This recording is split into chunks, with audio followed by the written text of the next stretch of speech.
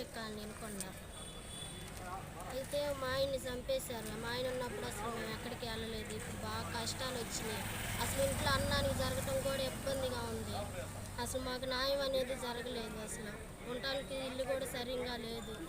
పొలాలు అవి ఏం లేవు, మటర్ చేశారు. కానీ వాళ్ళు ఎవరు ఏం పట్టించుకోవట్లేదు. వాళ్ళు డబ్బులు ఉన్నాయి కాబట్టి వాళ్ళు కట్టి బయటికి వస్తున్నారు. నాకైతే ఏ న్యాయం జరగట్లా. చిన్న చిన్న పిల్లలు ఏ పనికి వెళ్ళరు. నేను ఒక్కదాని కూలి పనికి వెళ్ళాలి, తెచ్చుకోవాలి, తినాలి.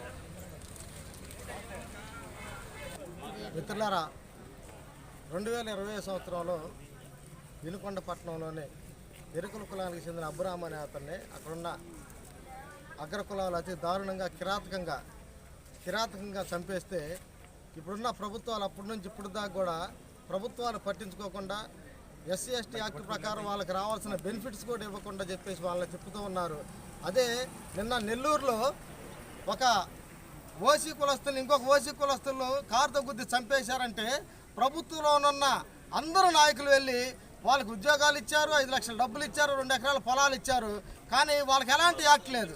కానీ ఇక్కడ ఎస్టీ ఎరుకుల కులానికి సంబంధించిన వ్యక్తులు అతి దారుణంగా కిరాతకంగా చూడండి, ఫోటోలు ఎంత కిరాతకంగా చంపేస్తే ఇప్పటివరకు ప్రభుత్వం మాకు చట్టం ఉన్నా సరే ఎస్సీ ఎస్టీ చట్టం ప్రకారం ఆ కుటుంబంలోకి ఉద్యోగం ఇవ్వాలన్నారు, పొలం ఇవ్వాలన్నారు, తర్వాత కాంపెన్సేషన్ ఇవ్వాలన్నారు. కానీ ఎలాంటి ఇది కూడా లేకుండా వాళ్ళ కుటుంబాన్ని పట్టించుకోకుండా నడి రోడ్డు వేసిన పరిస్థితి. ఆ కుటుంబానికి తక్షణమే ప్రభుత్వం స్పందించి న్యాయం చేయాలని చెప్పేసి కోరుకుంటున్నాం.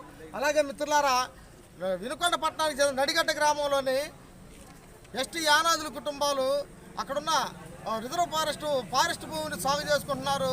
వాళ్ళకి పట్టాలు ఇవ్వాలని, యాజమాన్య హక్కులు ఇవ్వాలని చెప్పేసి గత కొంతకాలంగా వాళ్ళు కలెక్టర్ ఆఫీస్ చుట్టూ తిరుగుతూ ఉన్నారు. కనీసం ప్రభుత్వాలు పట్టించుకోవట్లేదు.